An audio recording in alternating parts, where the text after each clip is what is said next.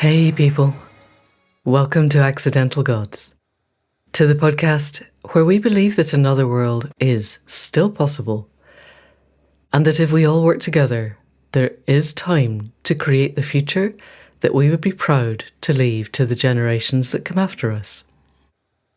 I'm Manda Scott, your host in this journey into possibility, and this week's guest is another of those I have elevated in my podcasting years to the pantheon of people I must listen to, whatever they say, wherever and however they say it. And I am genuinely thrilled to welcome him onto this podcast. Dr. Simon Michaux has been a physicist and a geologist. His PhD is in mining engineering and he worked for years in the mining industry in Australia. And then, as you'll hear, in 2015, he moved to Europe and became involved in urban mining, or reverse metallurgy, which to those of us who don't inhabit these worlds is probably best explained as the recovery of essential minerals from existing waste, and we would probably call it the beginnings of the circular economy. And from there, Simon moved to Scandinavia, where he now works in the Geological Survey of Finland and is a regular advisor to the Finnish Parliament.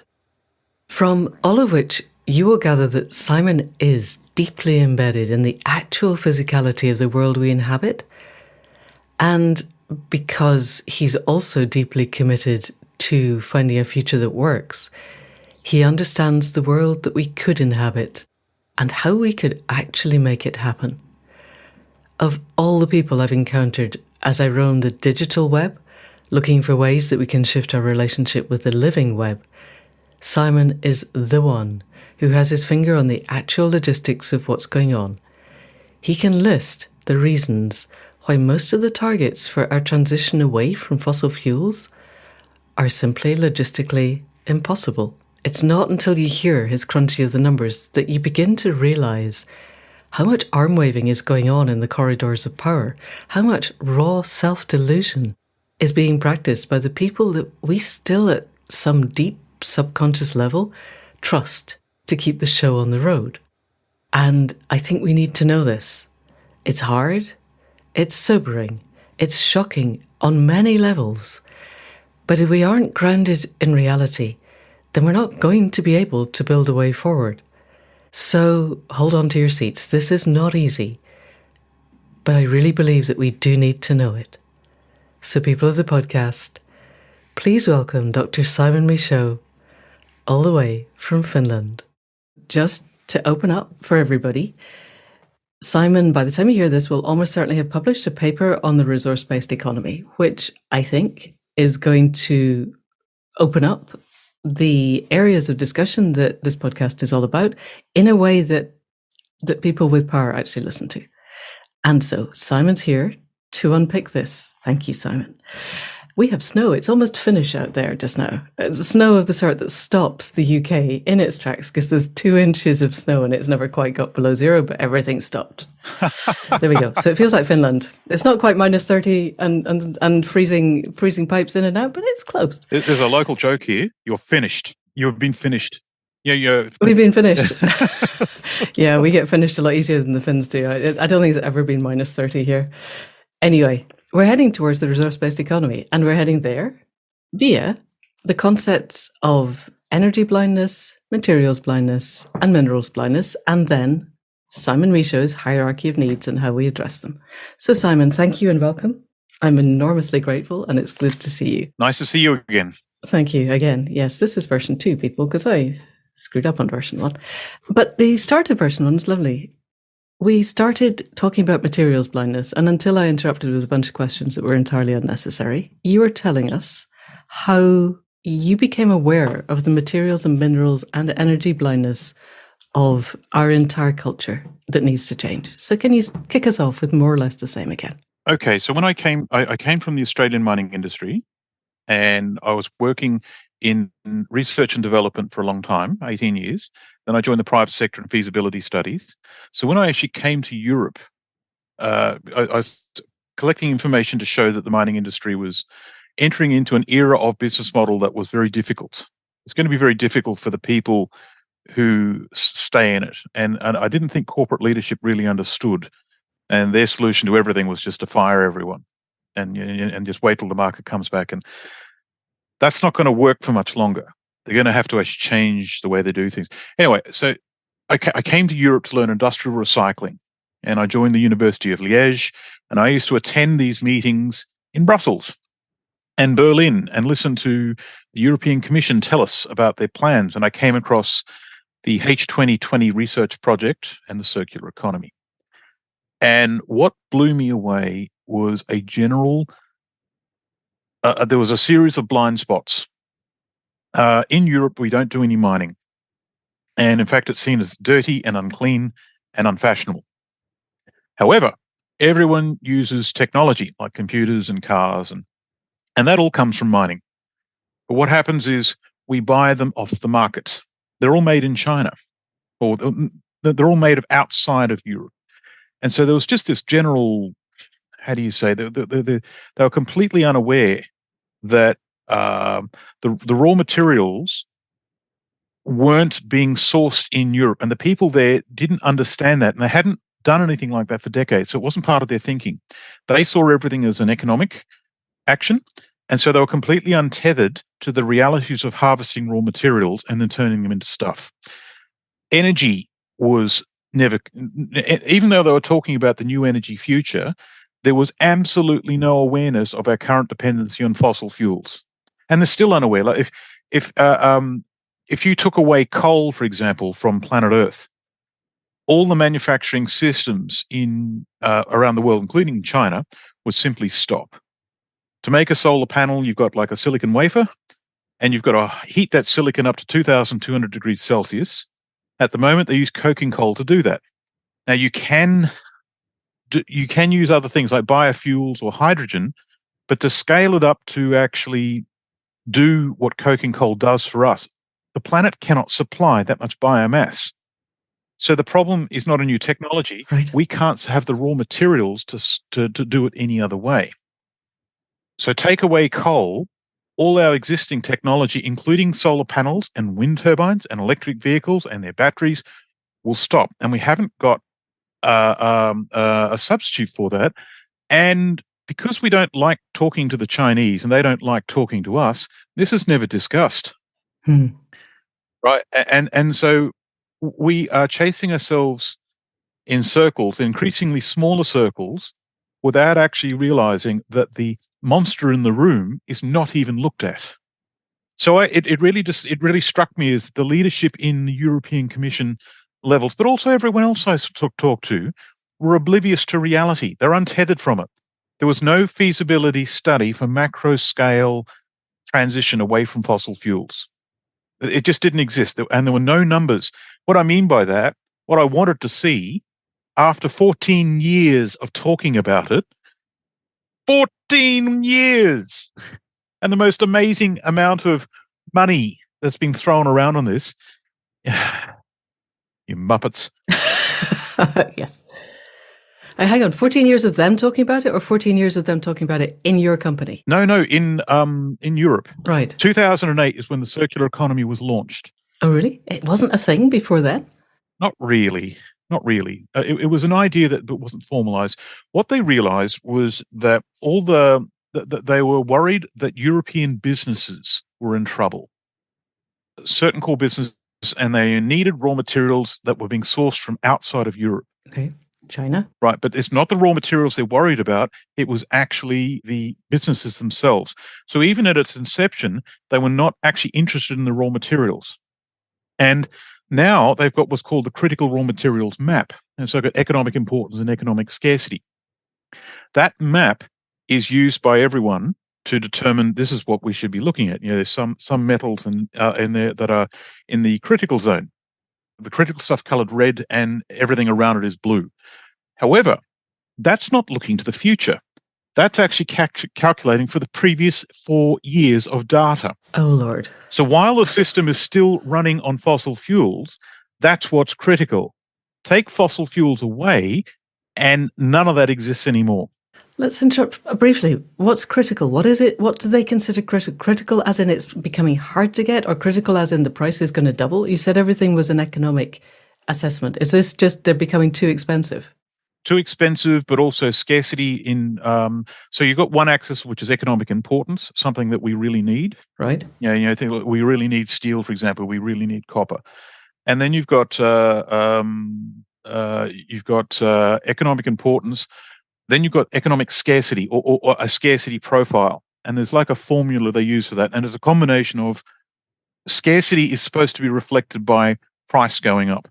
But the price is going up because it's scarce. Okay. Yep. That's market fundamentals working as intended.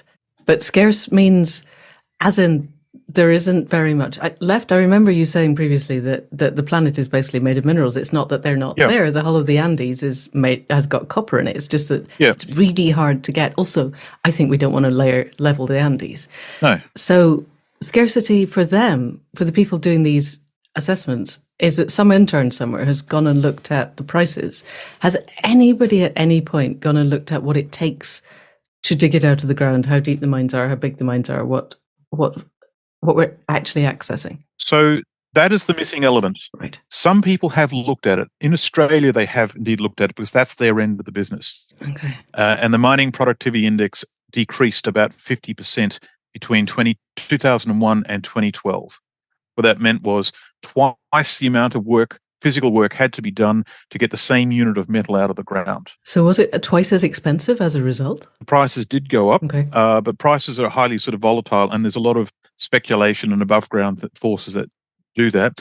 Mining costs have been going through the roof, right, like across the board. And there was a blowout in 2005 of metal price, and I think that is related to a signature that started in the oil industry. Do you want to say more about that? Yeah, sure. So she is a chart that shows a blowout of metal prices in January 2005. As in spike, is a blowout when it goes up or when it goes down? Yeah, it goes up. Everything, the price of everything went up, like a lot, and we're talking about all base metals, precious metals, oil, gas, and coal, and that put the system under such pressure. And 3 years later, we had the global financial crisis. Yeah. So this is actually the genesis of the GFC. Now, what happened? In January 2005, global oil production plateaued. Like it rolled over and it plateaued. But demand continued to increase. So what happened was the swing producer at the time, Saudi Arabia, I believe, was asked to raise oil production like they always claimed they could, and they couldn't. Oops. The reason I say they couldn't, they brought on 146% increase of rig count increase. That is 146% more rigs drilling for oil on their deposits, and that they brought them on as quickly as possible, but they still had a 4% decrease in production. Right. So that meant all their conventional oil reserves weren't producing, and they've since gone up since then, but now they've actually rolled over and they've peaked and they're now declining. But they're now sweating their deposit as fast as they can to maintain production targets. Right. So for a short period of time, the Saudis could not meet oil supply and demand constraints. Quick question. Why did demand go up? Is demand just rising and rising because we live in an economy that has to grow, and it has to grow by increasing its consumption of energy? Yes, and also population increases every year. Okay, right. And every economy has the metric of 2% growth. Okay. And if we're not growing, something's wrong. And growing equals use more energy. It's impossible to grow without there being more energy input. Yes, okay. Yeah. Oil in particular. GDP correlates very strongly with oil consumption. So, or total liquids consumption is what it is now. So what happened was the demand continued to rise, but supply had to stabilize. So for a period of time, supply and demand separated. Right. And that provided the conditions for an oil price spike, like a speculative bubble. Right. And so the price rocketed up. And the marker for the start of the global financial crisis is when the oil price peaked and then it crashed. So we can't take this anymore. And the GFC kicked off. And it was blamed on the weakest link breaking, which at the time was American real estate in what was called the subprime mortgage market. Right. That was just the weakest link. Right. But the whole system was being cooked for 3 years. It was being cooked before it broke. And we fixed it. Kind of like ours is just now. Well, funny you should mention that. We fixed it by printing money. Yeah. Quantitative easing. And that's how it all suddenly went away and everything got better. But since then, we've had to put more and more money in to keep the system going. Mm. And I believe the system died in 2008, and we've been. It's like what's the phrase? The dinosaur is dead, but the brain doesn't know it yet because the last of the blood's still being pumped up the neck. Right. Yeah, I always have this vision of Wile E. Coyote out over the canyon. Yeah. That running out over thin air, and you just haven't quite looked down yet. But yeah, it's the same idea. So basically, we've got an economic system that is on life support and being kept, apparently in zombie form, by us pumping imaginary money. I mean, the money isn't tethered to anything real anymore. And they're making it up, but the parcels of money they're putting in are getting larger and larger and larger. And when you compare historically what's been done in the past to what's being done now, like the race to if you were to adjust for inflation and bring everything into line, I did this in one of my papers. The race to the moon, like the landing Neil Armstrong on the moon, that cost 145 billion in 2018 numbers. Right. In 2018 US dollars. Wow. Right. We put in the war machine. I think it was like 3 or 4 trillion for the Vietnam, Afghanistan, and the Iraq wars. Really?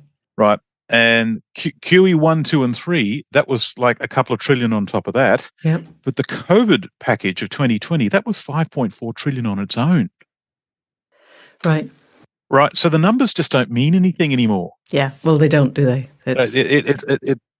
No. And then COVID happened, and it's like the masks that everyone said. And now we're on the razor's edge, I think, of the next economic downturn. And they can't print money their way out of this anymore because they're now saturated. If they tried printing money now, they would trigger a hyperinflationary spiral. They've prevented it so far by controlling both sides of the balance sheet and keeping certain assets off the balance sheet. And that's how we've actually not been subject to hyperinflation. But I think now it's time. Okay. We could go down that route, but I spend quite a lot of time on the podcast talking about economics. Let's leave that okay. for potentially later. And let's come back to, because what really always struck me about listening with anything that you've been doing is nailing the numbers in ways that are irrefutable. So let's go back to the Muppets in the EU who are trying to find out how European business can keep going. And they haven't really got their heads around what's actually going on, but they have an idea that they want a circular economy where the output of one business becomes the input to the other business, and where recycling is 100%. And we've just discovered perpetual motion because it doesn't take any energy. Leaving that last bit aside and bringing us forward to from then to now and the work that you've been doing since then, where are you seeing the big holes in their thinking then and now? Where are they just not seeing? Where is the materials and minerals blindness affecting Europe and then presumably affecting the rest of the world? So the problem here is the last 50 years, we've used ideology to solve all our problems. If we don't like something, we ignore it. And if we ignore it, it doesn't exist. Right. So the circular economy, as it was proposed originally, is the best game in town, but it's a stepping stone or a gateway to the real thing, which I've now put forward as the resource balance economy. Okay. And that may be a stepping stone too, but in its current form, what we call the circular economy is thermodynamically impossible. Right. It's just not balanced. Okay. Tell us what it is and where the holes are in that then. So the idea of the circular economy is it's in the linear economy, which we like to poke fun at Australia, the land of milk and honey, where they had all the opportunities in the world, but they still screwed the pooch. Pooch. Well, they did.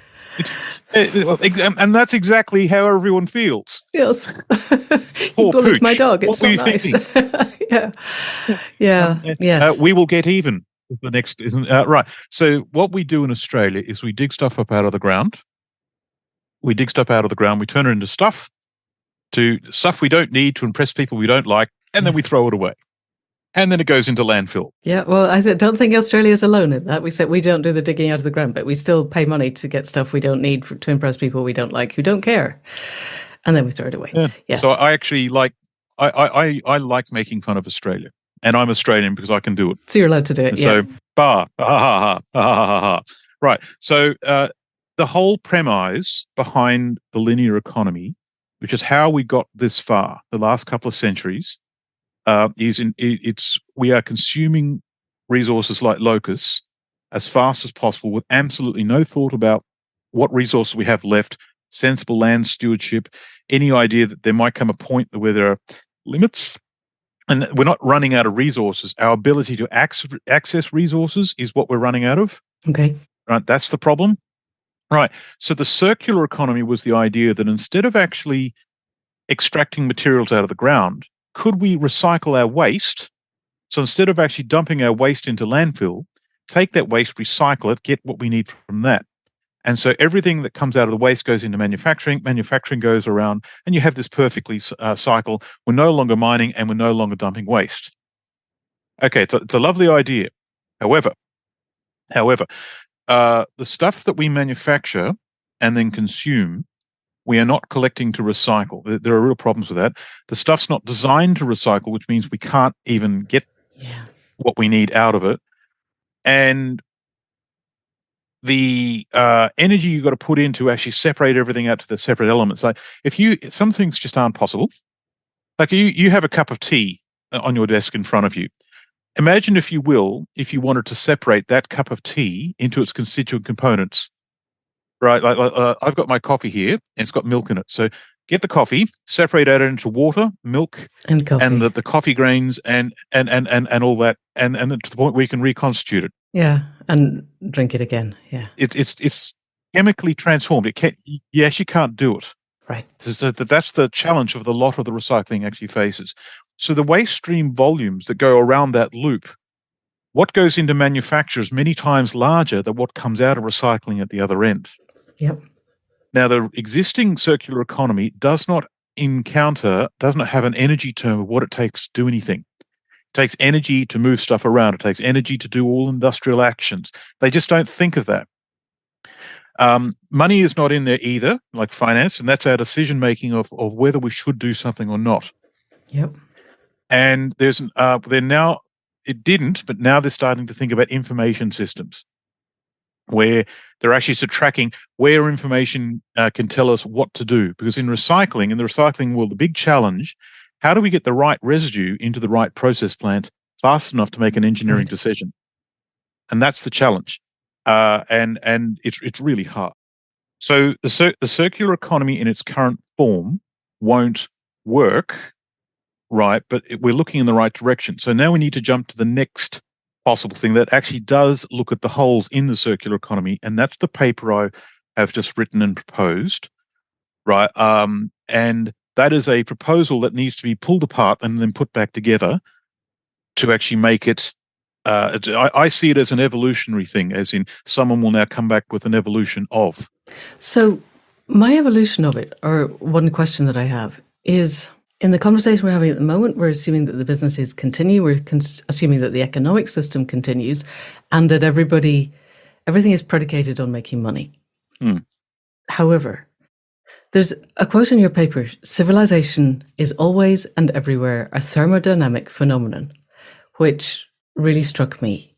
And it tails with everything that you were saying, which is that we are a civilization based on the fact that we found a whole bunch of ancient sunlight and we're using it without thinking what we're doing with it. And we have used as much as we can without contaminating our environment to the point where we can't exist anymore. So at some point quite soon, it seems to me, I hope, the people who hold the reins of power are going to start needing to do the metrics with everybody of what do we actually need? Because if I look at the stuff that I can buy online, I don't need 90% of it to survive. Working out what I actually do need is going to be difficult, and working out what we need as a culture, because I live in the middle of nowhere and what I need is very different to somebody who lives in the middle of Helsinki. But if we're going to work out a genuinely resource-based economy where we do design things such that the outflow of one production system flows into the next with a minimum extra energy to create one into the other, to separate the coffee into its constituent parts, we're going to need to work out, do we need coffee in the first place? Coffee is probably not a good example, but do we need cars? I remember hearing you at some point saying that if every Yeah. vehicle in Europe was changed to be an electric vehicle tomorrow, it would take 16,000 years to mine all the lithium. Was that you who said that? And that's not going to happen. So we need to stop thinking that that's a thing. Are you hearing anybody beginning to ask those questions? I am now. Okay, good. I put this work out in 2021. It turns out there's a few people who have done similar work and have come to similar conclusions. There is a chap called Mark Mills in the Manhattan Institute in America who published 2 papers. I think he published them about this. He might have even published them a little bit before I published my work. He has a fundamentally different approach to all of this. And he came away from it. I can send you the links if you like, but he came back to the same conclusions. When we go to the green transition, what we're actually talking about isn't going to work, and it's just simply not possible with thinking as it is now. But he was buried. It was very hard for him to get any sort of information out there. So my study was to look at what do we replace around us now and then work backwards. He looked at mining rates and what are we doing now and the energy that comes from that. And if you were to transfer it into the green transition, what would that mean? And so he came to the same thing. There's another guy called Harald Sverdrup in Norway. He actually has evolved the Club of Rome models. He took World 3, that from the original 1972 model, which was actually very primitive, and he has accelerated it to modern technological capability, and now it includes everything. And he can actually predict quite well price fluctuations across all metals, and he's got metals in there. And he's actually worked out how long will our existing resources last. Right? So there's now 3 of us, 3 very different approaches, but we're saying essentially the same thing, and we're starting to link up and support each other. And there's another chap called Lars Schenker who wrote a book called Energy, the Unpopular Truth. We'll find it. I'll put it in the show notes. Yeah. So anyway, so we're now, now that our politicians are saying we will now commit by 2030 to have 1/3 of the system electric. Right, they're now starting to actually sort of start to look at what's actually involved here, and the tears are starting, and the screams of pain are starting, and we're now starting to do the math. I routinely get invited into high-level groups to present my work. Like I'm now presenting for the 4th time to members of the Finnish Parliament. Okay. In a couple of months, and the Department of the Environment is on top of that. They're trying to get their arms around what it means. Okay, brilliant. Right, so they still don't quite know what to do about it, but they're still processing. What do we do? And do they then feed back at international level, do you think? Because I can imagine that Finland, Sweden, Norway, Denmark, Iceland, Scotland, when it gains independence, could form quite an interesting Nordic social democratic hub. And I completely get that left and right no longer apply anymore, but there's a license that people have in nations which have an agreement that the Commonwealth is worth supporting, as opposed to places like the US and England, where the point is to make rich people super rich and make sure the small boats never get here, because that's obviously really important. So today's last couple of headlines, I mean, honestly. It's a good distraction. Right? Yeah, of course it is. And the Beeb and the Daily Mail and all the rest of it are really happy to be screaming about small boats because it saves anybody looking anywhere else. But the BBC, similarly, every time somebody comes on to talk about what they call the climate emergency, they're told ahead of time, because I have friends who do this in the green room, that they must be optimistic. Yes, I've heard that too. Optimistic means that you must say the system can continue exactly as it is and nobody's going to have to change any part of their lifestyle, because otherwise we're frightening people and we're not giving them any alternatives. And what seems to me that the work that you and these other people you've mentioned are doing is opening the door to, guys, that's not actually a physical possibility, which people haven't done before. We've all said we don't think this is a good idea, but we've not done it can't actually happen. So can you throw us some of the numbers that are of the impossibilities? Copper, lithium. Okay, so I've heard quite a few times now, people have actually said, we really like your work because you can say the things we can't. Right. Right. So because as they are encouraged, very, very strictly encouraged, to be positive and not scare the horses. Right. Now, my approach is not to ask anyone's opinion. It is essentially, screw you, hippie, here are the numbers, this is what they mean, and then publish them all before they can be stopped. Right. And so now that they're out, now let's discuss what it means. Right. Right. So what I've done is I assembled first of all, an audit of what did fossil fuels actually do for us in the calendar year of 2018. Like, how much did we consume? How many cars were there? And what distance did they travel? Right. Because if they're all electric vehicles, now you've got to say, well, how many batteries? But then those batteries need to be charged. How often do we need to charge them? Well, they consume a certain amount of energy per 100 kilometers. Right. More kilometers means more charging. More charging means more electricity's got to come off the grid. More electricity means we've now got to expand the electric grid. And so I actually did the numbers for that. And yes, it's a very primitive calculation. Someone else looks at this and says, well, we could do so much better. But that was a 1,000-page report in the end.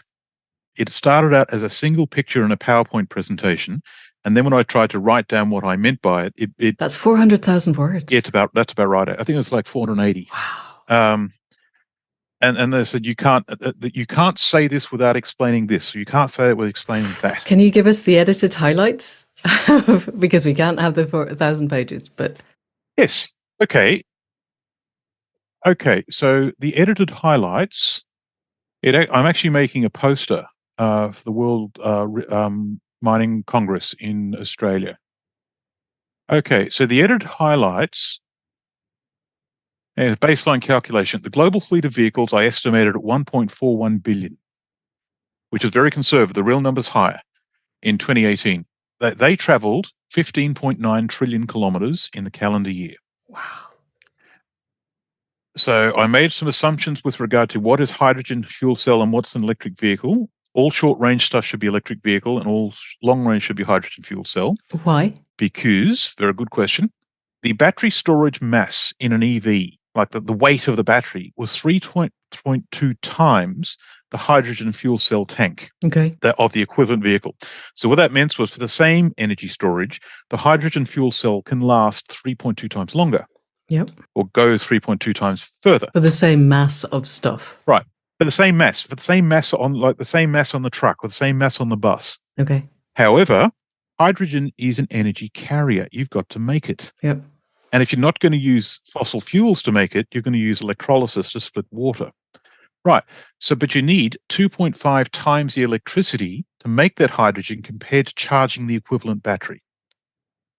So there are definite pros and cons here now. So it goes 3 times further, but it costs 2.5 times the electricity. So you still get a bit of an advantage from the hydrogen.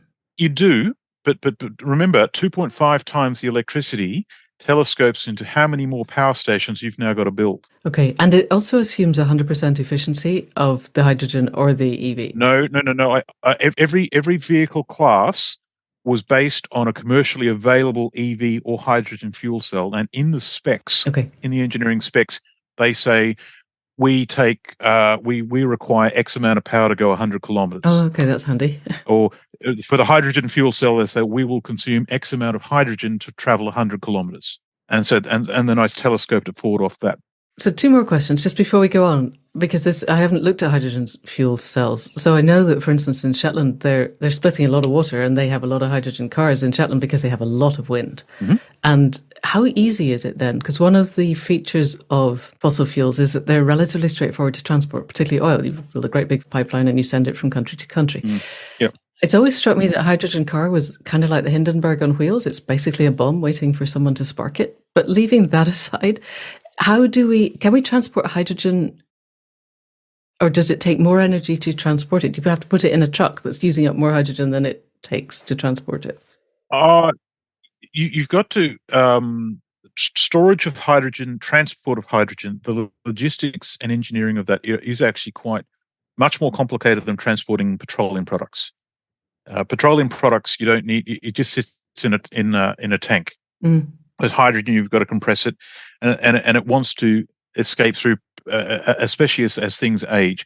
So there's a whole lot of engineering things, and yes, it's probably is more dangerous than petroleum fuel, but this is something that society will just have to come to terms with. if it actually wants industrialization. Okay. So that's actually one of the things that actually the hydrogen economy has to face, the storage of and transport of a large amount of hydrogen right across large portions of society, and we're not ready for that. No, especially not in a way that's energy efficient. If you're having to use energy to make the hydrogen and then use energy to transport the hydrogen, what is the energy return over energy invested of the hydrogen at the end of it? Is it less than one? No, it is not less than one, right? But it's close to one. Right. It depends on what you include in that calculation, is the answer. It comes down to how do you generate the electricity to make that hydrogen? Okay. Because wind turbines, for example, you've got to make the wind turbine, you've got to put it up, and then wind turbines, like solar panels, are highly intermittent in supply. So now you need a battery buffer bank to keep them stable, and that's actually the bone of contention in my work is how big should that buffer be? Because you have 4 weeks, right, as your buffer. Is that right? I had 28 days. 28 days. And the Princeton University in America believes we only need 5 to 7 hours. All economists are now using that number. Do they have a lot of wind in Princeton? Is that just that they look out the window and it's always wind blowing and they don't realize that it does stop somewhere? No. Why then? Magical thinking. That's as much as we've got, so that's as much as we need? Is that the answer? They haven't had to do it yet. Okay. Right, and they talk a lot of that sounds disrespectful, but I have been taken to task by these guys, and I've called them out, and there's actually not a lot of numbers behind what they're claiming. Right. Let's go through this. Okay, yes. Right, solar power, for example, they reckon they only need 5 to 7 hours. And what drives that is supply and demand must balance to a millionth of a second. Right, and sometimes, a millionth of a second, that's the engineering that's behind the power that comes out of your wall. Wow. It's amazing. Wow. And we do that at the moment with the gas industry. Okay. Gas can be turned on and off, up and down, at will in any weather, and it can be telescoped over a long distance. And that's how we do it. Okay. And all nations, for example, balance their power grid by trading power between themselves. And so like the wind turbines in Denmark smooth out their power grid and balance with power from Sweden and power from Germany. Right. Both are fossil fuels. Right. Based most of the time. So and so it's highly variable. And so this is the problem. We have never had to balance a renewable power grid internally at all. Right. Right. That's of any large size. So if you've sometimes when they've got supply and demand goes up and down in a 24-hour cycle, at night we need less power. During the day, we need more power. Okay. Sometimes demand exceeds supply and there's a gap. Sometimes supply exceeds and then there's an excess. Yeah. They catch the excess and they keep it for a couple of days and they put it to a couple of days later when there's a shortfall. That's what they use for that. And yeah. How do they keep it at the moment? How do we, if we've got, let's say, a couple of days of excess, how is it currently stored? It's not. It's whatever. These systems are so small that it just goes into the grid. Okay. And the gas industry is used to match. Okay, so you just burn less gas for a while, and then your supply goes down. Okay. Yeah. You just turn the gas plant turns up or down. Okay. Nuclear cannot do that.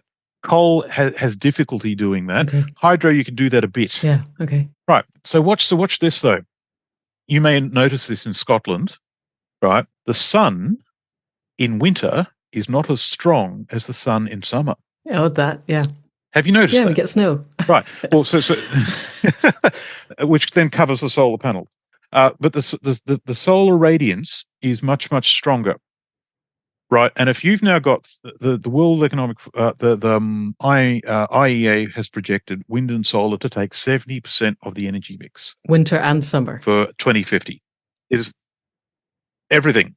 All right. Everything. It is now. Right. And so now you've got solar taking 38% of the energy mix. So large it has to be internally balanced now, and it cannot be balanced off against something else. This is the theory of the IEA. This isn't reality. Okay. Yeah, that's why this is what I'm calling out. So the amount of power in summer, you've got to collect the excess, keep it for 5 or 6 months or 7 months, and then release it slowly over the following 5 or 6 months during winter. Now go back and ask yourself, is 5 or 6 hours enough? Yeah, how are we going to do that? Is 28 days enough? Yeah, that exactly. Yeah. So the answer to this, instead of flogging ourselves to try and find more power storage, right, is to redesign our electronic technology that can cope with variable power and power spikes and all that. And we have a society that actually can periodically go into a period of dormancy, like over winter, the way we used to do it. Yeah. We became more in tune with the seasons. Oh, I can imagine the screams of pain. People being asked to not switch on their lights after 7 o'clock at night. Gosh. Yeah. I'm astonished that nobody's thought about this. Are they planning to just, I don't know, coat Saudi Arabia in solar panels, or, go to the equator and just make a band of solar panels that doesn't have a winter, summer? Is this somebody's plan? They haven't thought it through. Right. They just haven't. They just haven't thought it through. What they do is they talk in vague platitudes. The never, never shall be right. We'll recycle everything. We'll reuse everything. We'll use everything better. We'll do gooder. Gosh. Do gooder on all sectors. Okay. Everything will miraculously be improved. In your view, if you're going to do 28 days of storage, what kind of batteries? Because I was looking the other day at salt-based batteries, but we could only get them from Austria, and they wouldn't send them to the UK because Brexit. So, and anyway, they would be very, very, very big, which is okay if you live on a farm. If we have something the size of a shed that provides battery storage for the year, that's okay. But is that a thing? Is salt really a thing? Pumped hydro is the cheapest way to do power storage at the moment, where you've got a hydroelectric plant, and you've got a reservoir at a raised level. And during the night, you pump water up to that reservoir, and during the day, it comes down and you generate the power as it turns the turbine. And what's the energy return over energy invested for that? What's the turnout? It's very low. Okay. It's only about 30% efficient. Right. You're losing enormous amounts of energy going in, but it's cheap. Okay. Right. So the problem is we need something like about 2,100 terawatt hours of power storage in a year's capacity. Wow. But we need 65 terawatt hours of batteries for the electric vehicle fleet. We need 30 times that for stationary power storage. We cannot find enough new sites to put up hydro pump storage to do any of that. So there are things like compressed air and flywheels, and they work and they have their place, but they've got engineering problems and scale up. And compressed air in particular underground can only be done in some places. Like it can't be done just anywhere. Because? Well, you've got to find a cavern underground. Okay. That's geologically okay. If you've got permeable rock full of faults, okay, you compress the air leaks out. It's just going. Oh, so you don't put a great big steel vat in there. You just put it into the ground. You can put a steel vat in there too, but that steel vat will also leak. Okay.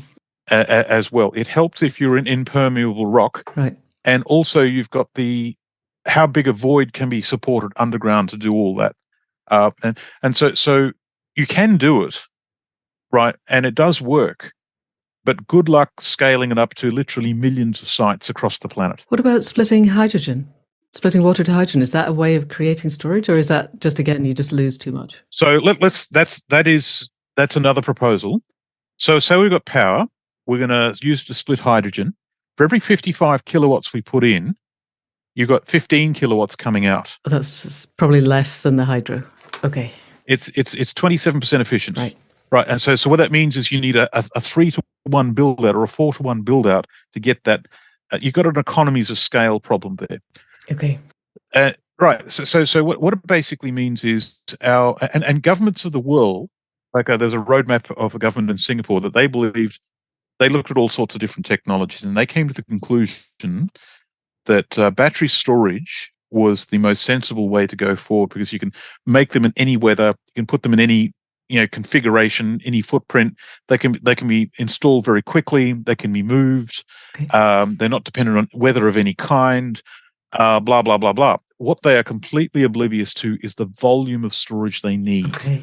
The quantity. Sorry, they have absolutely no idea. They think it's only going to be 5 or 6 hours of capacity. Right. So what you've got in the renewable world, people working on the battery technology have not been talking to the solar panel, wind turbine technology in terms of if we were to do this, because everyone depends upon fossil fuels for everything to keep working in the background. We're all still supported by oil and gas without realizing it. And that's the problem. Right. So we're not using renewables to make the infrastructure that allows more renewables. Yep, that's right. Do you see a way forward? Yes. To us doing that? And if I can't remember the exact number, I've already written it down and turned the page over, of our current global or 2018 power use.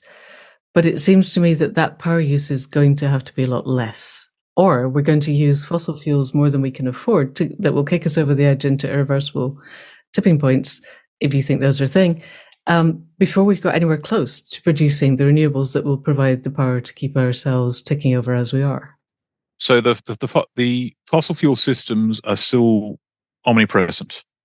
Like only about 1% of the vehicle fleet is EV, the rest is ICE. The entire maritime shipping industry, the entire aviation industry, diesel locomotives are still, quite effective at, pulling freight over long distances. We are a society, and renewable energy represents about 4 or 5% of the global energy pie, primary energy. So the non-fossil fuel system doesn't exist yet, which is why we can't recycle it. Yeah. It also sounds, from what reading your paper, it hasn't even been designed yet, because you were saying that wind turbines are just put into landfill when they're done. I can't believe someone designs a wind turbine that can't be recycled. You have to remember, everything around you, like the microphone that's in front of you, for example, has been designed for performance. It hasn't even been designed to last very long. It's been designed for performance. Okay. The best possible performance, and then you've got to throw it away and buy another microphone. And the company that makes that microphone wants you to buy as many microphones as possible. They want your money. They don't care about the fact that you want their service. But even the people doing wind turbines, do they not think a little differently because they're embedded in the renewables industry? Who designs turbines? The Chinese. Oh. Do they care? No. No, it's money. Give me the money. La, la, la, la, la. Oh, Simon, we are so much more screwed than I thought. Okay, I interrupted something quite important there. Go on. Okay, I asked you if you saw a way through. And so let's, just before we go to the way through, because I think that might be podcast 3, let's keep going down where the minerals blindness is. So one of the big areas of blindness is that nobody's got their head around how much battery storage we're going to need if we're going to have a not fossil fuel based, power based economy. So there are 2 options to that. One is we stop being fossil fuel based, and the other is we stop being power based. But our current economy cannot function without an increasing input of power. No. So Art Berman said the other day on Nate Hagen's podcast that we've consumed more oil since 1995 than all of the time before that. So we are increasing the amount of energy that we're pouring into the system. We are. So the other thing is that we agreed to contract the amount of power that we need. I struggle to see how we've reached that agreement. But there are other limits. It seems to me, even if you and I go under a bus tomorrow and the economy keeps trundling on exactly as it is, and people who want to be optimistic and tell us that it's never going to change, get their way, they're going to hit other material roadblocks. So I remember copper seemed to be one of them, lithium seemed to be one of them, I think possibly vanadium was one of them. There were other inputs that are just not there to keep feeding the system. Yep, that's correct. Can you tell us a bit about those? Right. So at the moment, we think the future is lithium-ion chemistry-based batteries. Right. And so I did the actual mapping and the numbers, and this is all coming out in a paper that's published. So sum together all the metal we need to replace all the cars. Some are electric vehicles and some are hydrogen fuel cells, cars, trucks, and everything. Wind turbines, solar panels will now replace oil and gas. We're going to build some new nuclear power plants. We're going to build some new geothermal power plants, all that stuff. And so we've got 2 calculations. One is 28 days of buffer and one is 48 hours of buffer. They were the 2 references I found, right? I didn't even bother with the 5 to 7 hours because that was clearly bull. Okay. So let's take the 28 days, which I think is actually still not enough. It's nowhere near enough to actually hit this target. So the big problem here is copper. If we're going to electrify everything, we need a lot of copper. You can make batteries out of something else. Now, you can substitute copper with aluminium in some applications, but not all. Like you can't have copper wiring, for example, in your computer. You can't have aluminium wiring, so in your computer. Aluminium wiring. What is it about copper that makes it so special? Is it just it's very malleable, very ductile, and particularly good at transmitting power? It's the electrochemical properties of the metal. The ability to see, if you want the brute transmission of power over a long distance where you're actually forcing it through, aluminium works for, say, things like power lines. But if you're talking about the lightning fast interactions in a semiconductor circuit, that's where you need copper. You could use gold in some applications and silver in some applications. Probably don't have as much of those. Yeah. Yeah. Okay. Well, good luck convincing the gold industry. And we can't use light fibers? Because to the village, they put in fiber and it seems to sort of work. That does work in some applications. Okay. But that's the transmission of information. Okay. Right. Are you transmitting electricity or are you transmitting information? Okay, different. In the form of light bursts. Right, okay. Right. That's what I'm saying is everything, there's no one size fits all here, and this is to do a job. Right. So I worked out that we actually need 4.7 billion tons with a B of copper to replace the system that we have around us now. Right. Now, global production in 2019, which is the last year before COVID pandemic supply disruptions, the last year of sensible data we'll see for a long time, the market was producing 24.2 million tons. Oh. So you need to hit 4.7 billion tons. We're producing 24. So we would have to operate 195 years of production to actually hit that target, with the assumption that copper is used for other things. This is what we need in addition to what we're doing at the moment. Right, so that's copper. Now, lithium, we like to think that lithium batteries will be the future. Good old Elon Musk came up with the idea of, I know. He came up with the idea of... that was me zipping my mouth shut on any comment about Elon Musk, guys. So there's a list of pros and cons associated with Elon, and they're both pretty extreme. He's presented the idea of making batteries without lithium, right? But what he does with NMC 532 chemistry, but that uses nickel, manganese, and cobalt. So we get rid of one rare earth and we put pressure on others which already have a shortfall. So let's go through it. Lithium in the current plan with lithium chemistries, what the IEA believes the market split will be for battery chemistries in 2050, we will need 976 million tons. Wow. Right. Now, the global market is producing, let me get this right, 95,000 tons in 2019. Okay. That is 10,258 years of operation at current mining levels. Wow. So the next one is nickel. We need 970 million tons of nickel. Mining production is 2.3 million tons. So that's 413 years of production for nickel. And the last one is cobalt. I've got a whole list of these, but let's go to the cobalt. We need 225 million tons, but we are producing 126,000 tons. And so for cobalt, we need to be operating at 1,790 years. Wow. Right. So what you've got here is, the funniest one of all, this is not funny, sorry. The most extreme. Solid state batteries is going to be dominated by three chemistries, they think. One of those chemistries needs a lot of germanium. Now, germanium is not a rare earth, but we need 4.1 million tons, according to the energy splits that are proposed. We are 4.1 million tons.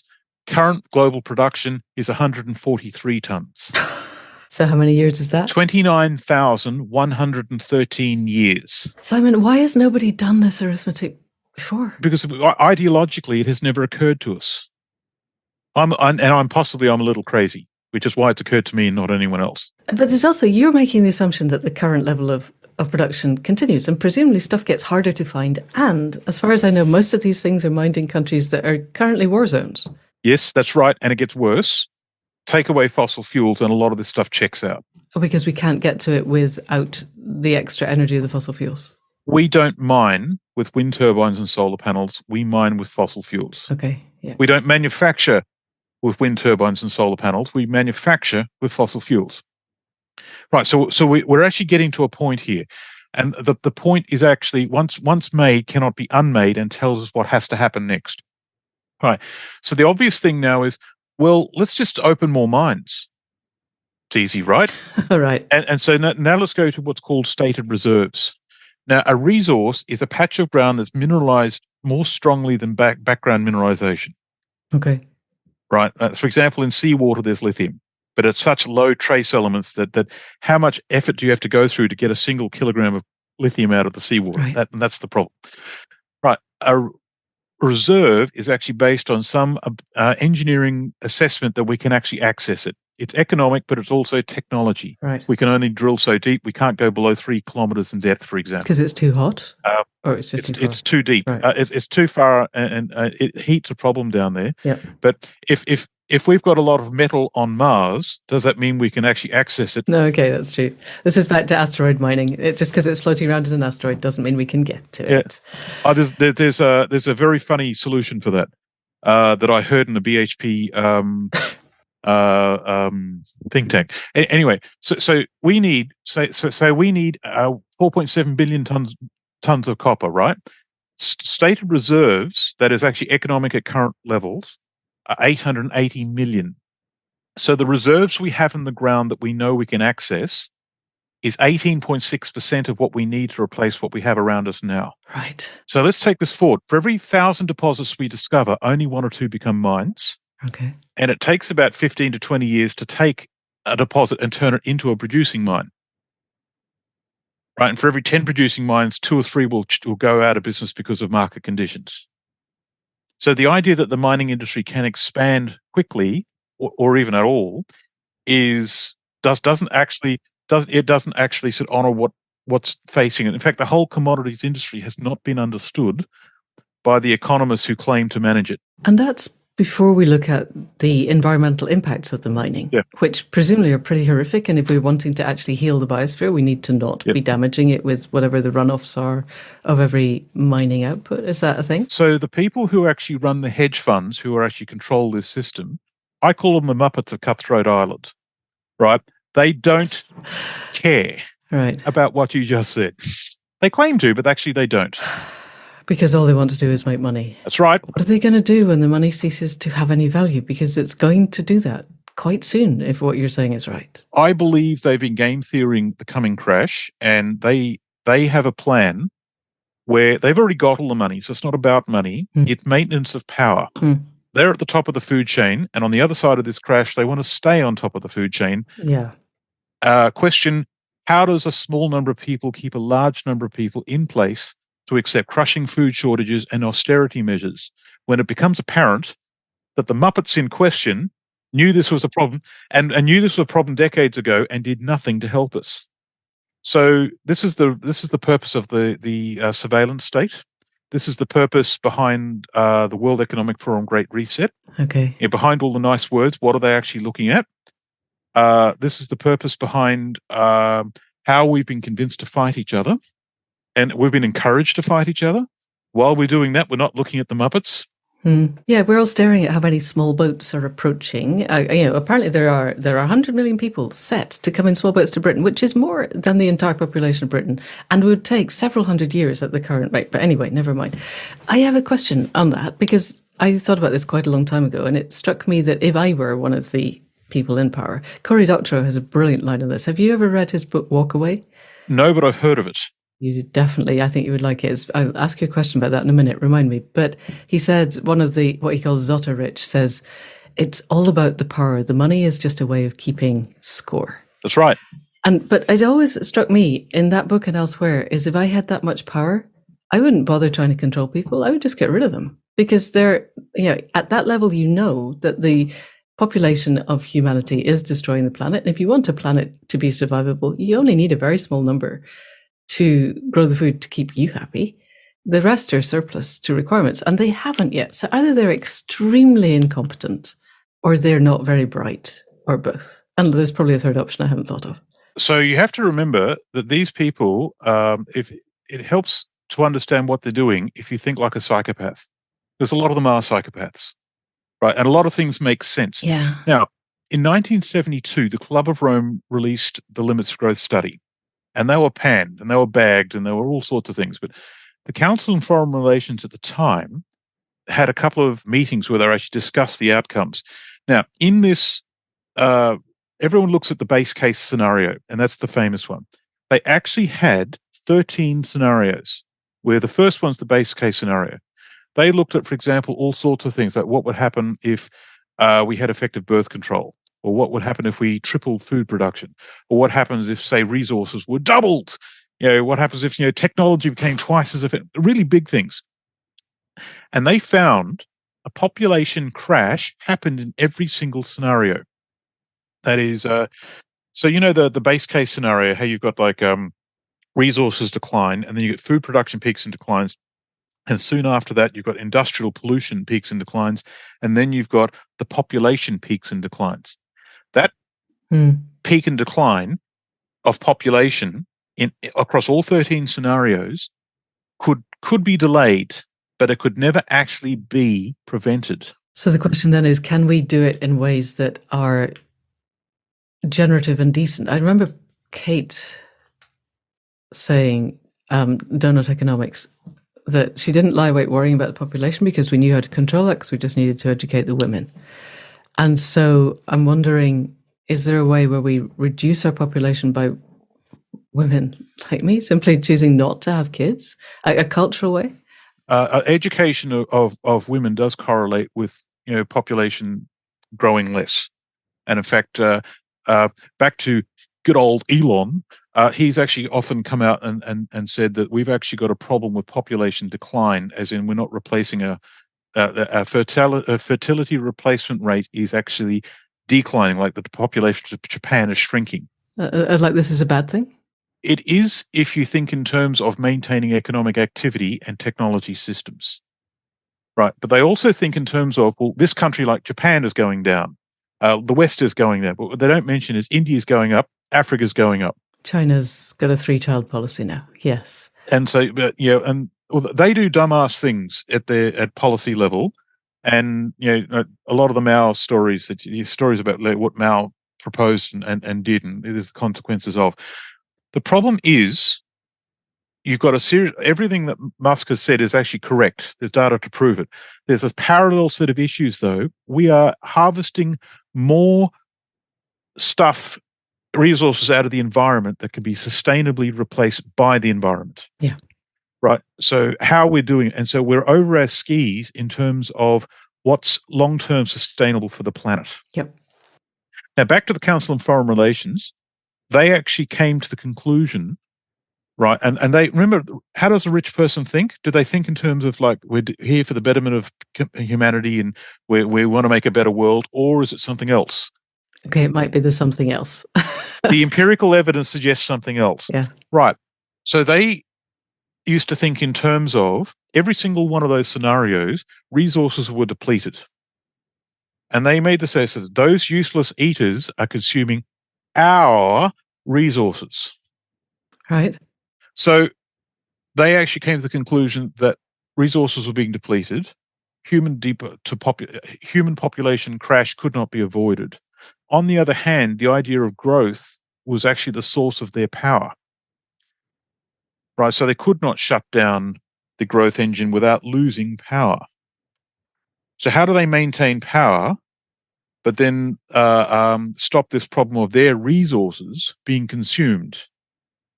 Right, and so then you put those things together, and they came to the conclusion that, well, what we need is a sharp reduction in population for us to get through this. Oh, they did. Okay, because that's where I get to quite fast, is why am I still alive? Because I'm clearly one of the wasted mouths, and yet I haven't been eradicated.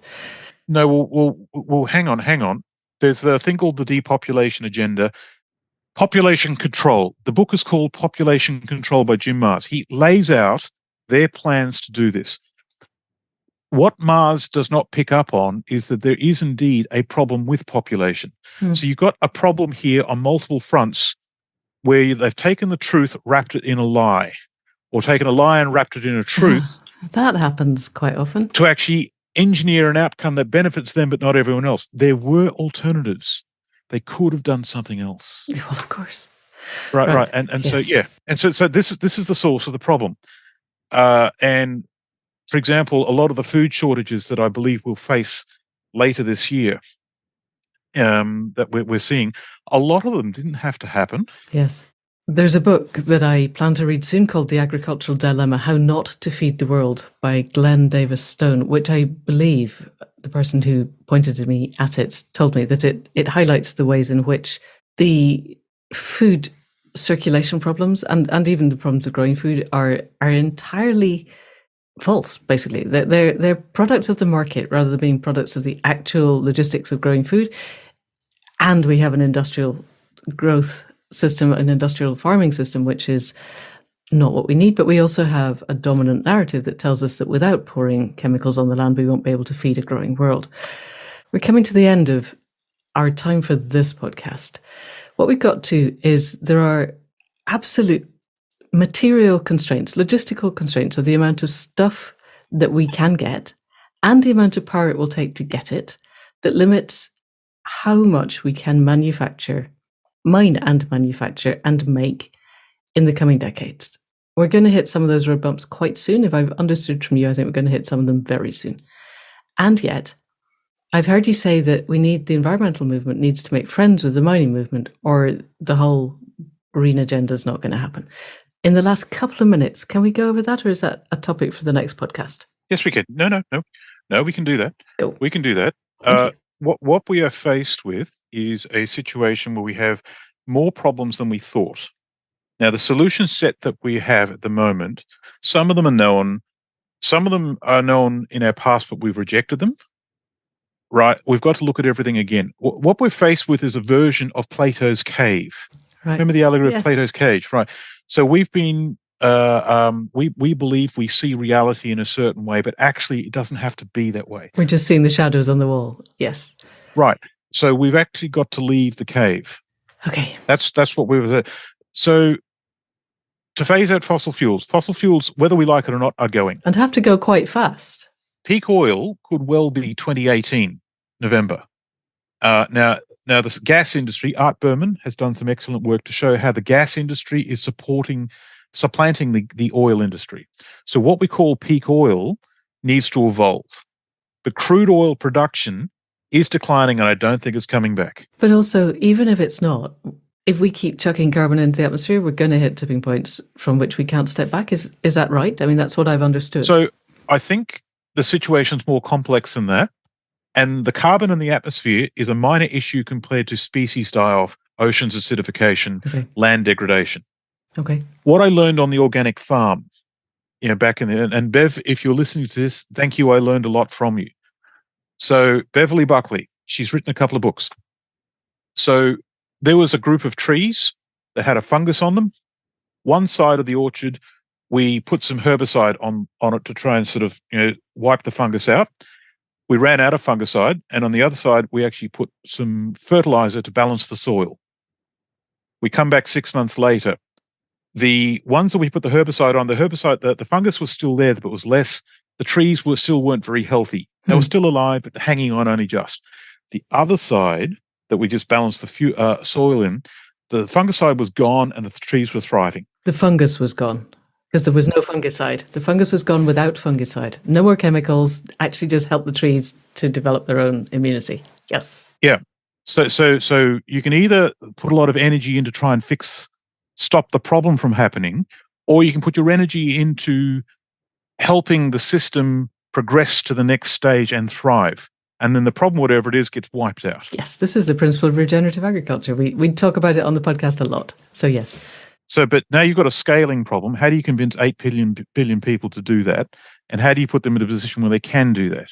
So the only technologies we have going forward are things like wind turbines, solar panels, geothermal. They're the things that we actually sort of have to do at the moment. And the only way we can do that is by mining of minerals.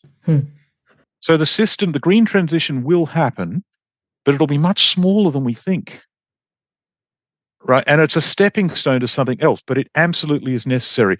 So if the climate movement actually wants to get anywhere and actually have any relevance at all, they have to literally partner up with the mining industry to the point where they're working together and they're not fighting each other anymore. Does either side of that want They're starting to. I can imagine me persuading my environmental friends that they need to talk to the mining industry. I struggle to imagine the Muppets of Cutthroat Island wanting to talk to the environmentalists. And it seems like they're the guys pulling the strings. No, the Muppets are the people in charge at the money level, and they are 3 or 4 degrees separated from physical reality. Okay. The people who do the mining are actually, a lot of them are environmentalists themselves. But the environmentalists won't talk to them. Okay. They are already there. Right. This is a lot of deceit in current society at the moment, and bad faith, circular thinking. We have a very serious problem where when the average person understands how much they've been lied to, they will get very, very angry, and there will be a very natural pushback. Let's leave with the idea, I think, that those of us in the environmental movement need somehow to be talking to the people on the ground in the mining industry and working out what we actually need, how we could actually get it in ways that are not going to destroy the biosphere and will leave the land healthier. And I've heard you say that it is possible to do mining and to leave behind something that was better than what we started with, or at least not any worse. Yeah. So what that is actually about is they talk about zero waste mining, and that's bullshit. What I would like to see happen instead is what I call zero impact mining. Okay. Go out to an area, mine it, and when you're finishing, you do the land rehabilitation. It's actually possible to do the rehabilitation where the plants are put back exactly the same way, and if you do it properly, you won't even notice there was a mine there if you were to walk over that land, say, 20 years later. Okay. Right? And that is entirely possible. Okay. There's technology to do that. What I'm now proposing is every time we mine, not only do we put the land back the way it was, but while we're actually doing it, reestablish the soil food web and actually make it a biodiversity hub. And that biodiversity hub wouldn't have existed before. Okay.